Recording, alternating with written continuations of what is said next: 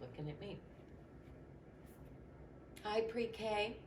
Time for another chapter of Charlotte's Web. Hope you've been following along. Yesterday's chapter, when we stopped, was all about Wilbur asking Charlotte if she was going to come to the fair, because if you'll remember a few chapters back, Mr. Zuckerman was building a special pig crate and having Lurvy paint it so that he could take Wilbur to the fair and maybe win a prize, just so people could see him since he's such a special pig. And Wilbur was asking Charlotte if she was going to come with him, and she said she didn't think so. She needed to lay eggs. But Wilbur got very upset, and she said, well, I can't control that. When I have to lay eggs, I have to lay eggs in a very special egg sac, because that's what spiders do. So she did tell Wilbur at the end if there was a possible way she would go, and that calmed him down. So this chapter, here's our Wilbur, good morning Wilbur, is called Off to the Fair. Here's this humongous pig that, I love this picture because this pig is bigger than the whole fair, and it says first prize on it. The night before the county fair, everybody went to bed early. Fern and Avery were in bed by 8, and Avery lay dreaming that the Ferris wheel had stopped and that he was in the top car. Fern lay dreaming that she was getting sick in the swings. Some of those rides will upset your stomach a little bit, but they're fun. Lurvy was in bed by 8:30, and he lay dreaming that he was throwing baseballs at a cloth cat and winning a genuine Navajo blanket. Mr. and Mrs. Zuckerman were in bed by 9. Mrs. Zuckerman lay dreaming about a deep freeze unit. And Mr. Zuckerman, he lay dreaming about Wilbur. He dreamed that Wilbur had grown until he was 116 feet long and 92 feet high, and that he had won all the prizes at the fair and was covered with blue ribbons, and even had a blue ribbon tied to the end of his tail. So that's that picture here. Mr. Zuckerman dreaming that Wilbur was humongous, and all, you probably can't see him, but there are all these little tiny ribbons that he won stuck all over him and one on the end of his tail. It's really quite funny. When morning came, down in the barn cellar, the animals too went to sleep early, all except Charlotte. Tomorrow would be fair day, and every creature planned to get up early to see Wilbur off on his great adventure. When morning came, everybody got up at daylight. The day was hot. Up the road at the Arables' house, Fern lugged a pail of hot water to her room and took a sponge bath. Then she put on her prettiest dress because she knew that she would see boys at the fair. Mrs. Arable scrubbed the back of Avery's neck and wet his hair and parted it and brushed it down hard until it stuck to the top of his head. All but about 6 hairs stood straight up. Avery put on clean underwear, clean blue jeans, and a clean shirt. Mr. Arable dressed, ate breakfast, and then went out and polished his truck. He had offered to drive everybody to the fair, including Wilbur. Bright and early, Lurvy had put clean straw in Wilbur's crate and lifted it into the pig pen. The crate was green, and in gold letters it said, Zuckerman's Famous Pig, right there on the side. Charlotte had her web looking fine for the occasion.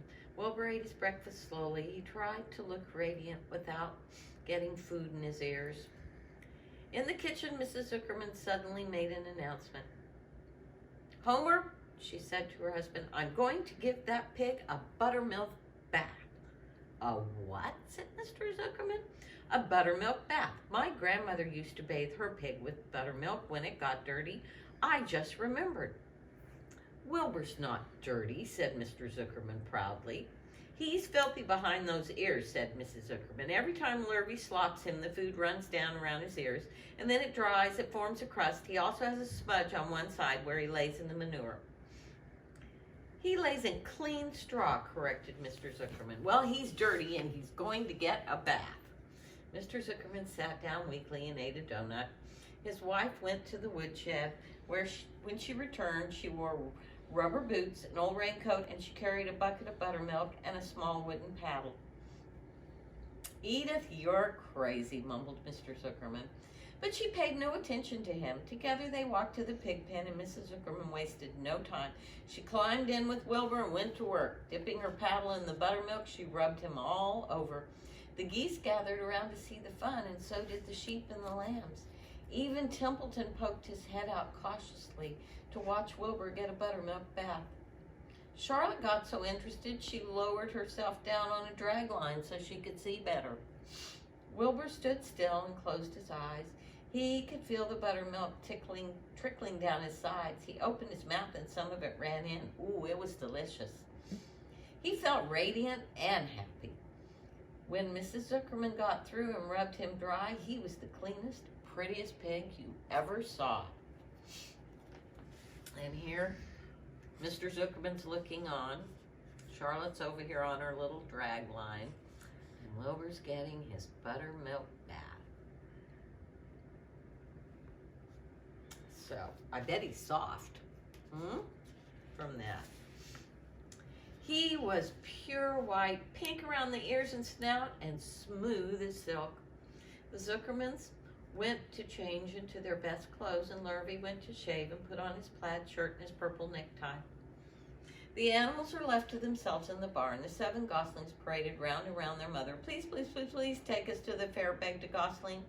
Then all 7 began teasing to go too. Please, please, please, please, please, please, please, please, please. They made quite a racket.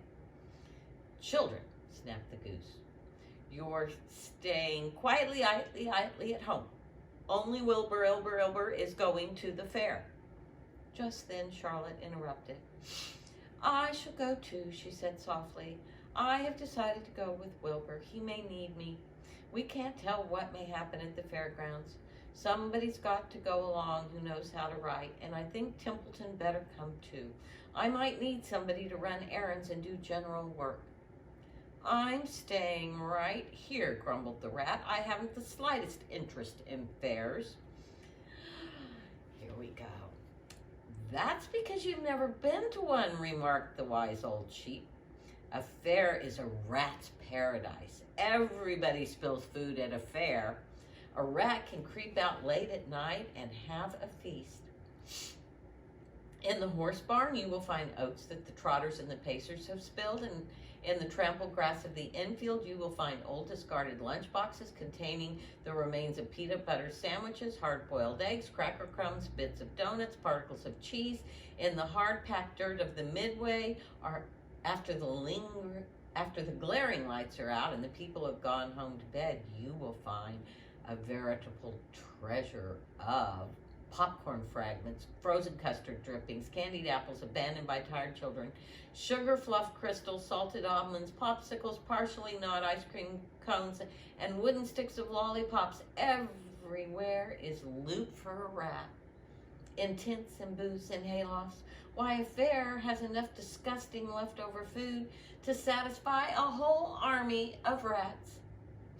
Templeton's eyes were blazing. Is this true, he asked? Is this appetizing yarn of yours true? I like high living.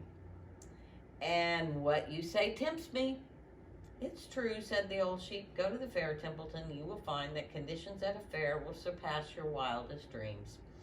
Buckets with sour mash sticking to them, tin cans containing particles of tuna fish, greasy paper bags stuffed with rotten. That's enough, cried Templeton. Don't tell me any more. I'm going. Good, said Charlotte, winking at the old sheep. Now then, there's no time to be lost. Wilbur will soon be put in the crate. Templeton and I must get in the crate right now and hide ourselves. The rat didn't waste any time. He scampered over to the crate, crawled under the slats, pulled straw over him as if he was hidden, and so he was hidden from sight. All right, said Charlotte, I'm next. She sailed into the air, let out a drag line, and dropped gently to the ground. Then she climbed the side of the crate and hid herself inside a knothole in the top board. The old sheep nodded. What a cargo, she said. That sign ought to say Zuckerman's famous pig and 2 stowaways. Look out, the people are coming, shouted the gander. Cheese it, cheese it, cheese it. The big truck with Mr. Arable at the wheel backed slowly down towards the barnyard, and Lurvy and Mr. Zuckerman walked alongside. Fern and Avery were standing in the body of the truck, hanging onto the sideboards. Listen to me, whispered the old sheep to Wilbur. When they open the crate and try and put you in, struggle. Don't go without a tussle. Pigs always resist when they're being loaded. If I struggle, I'll get dirty, said Wilbur.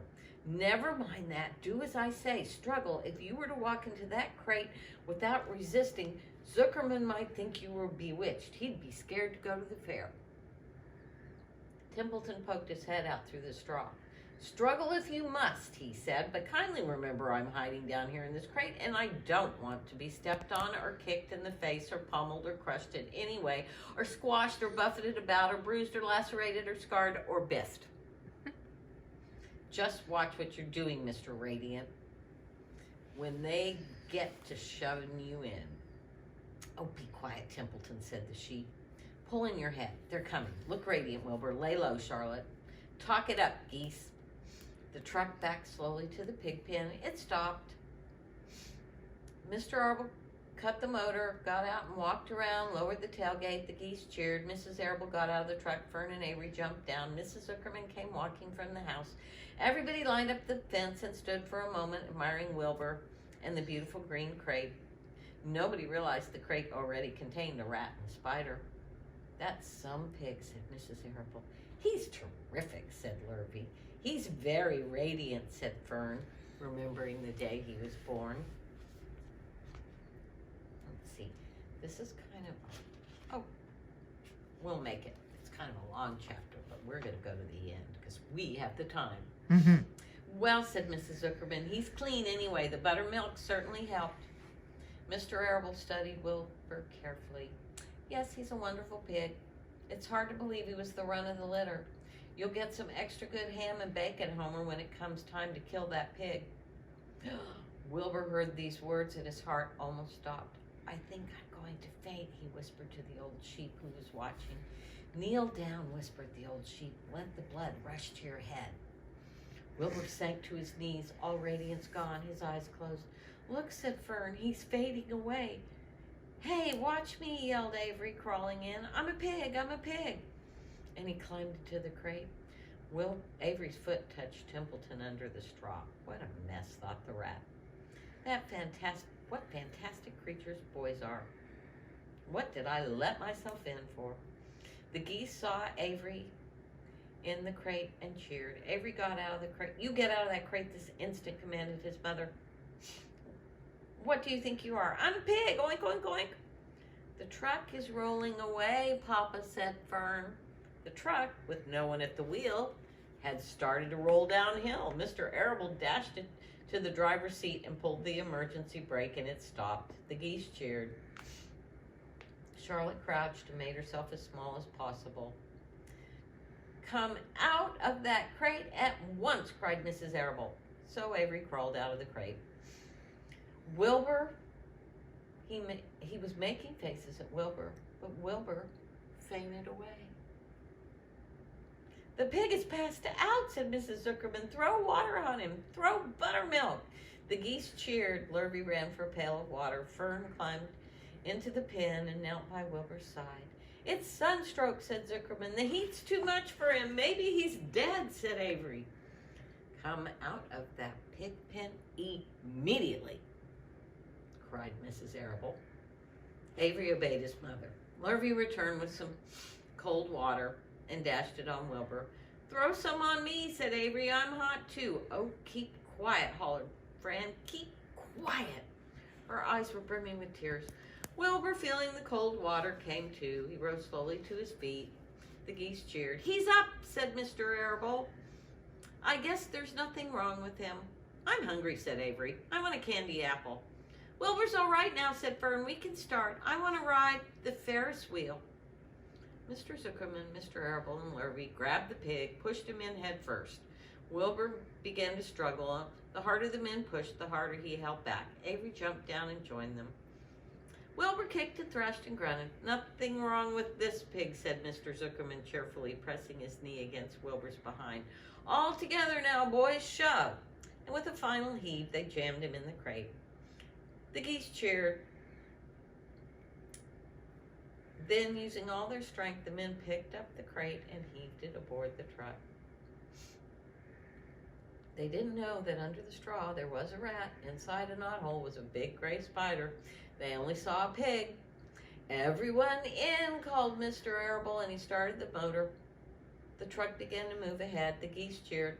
The children answered their cheer, and away everyone went to the fair. Here's Lurvy. He's pouring water on poor passed out Wilbur.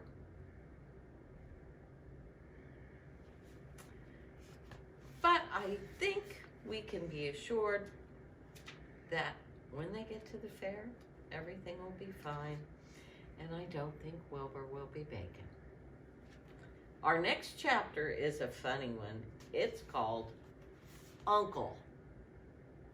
And you will find out who Uncle is. He's someone they're going to meet at the fair. So, that's all for today. Have a good weekend. I miss you all very much.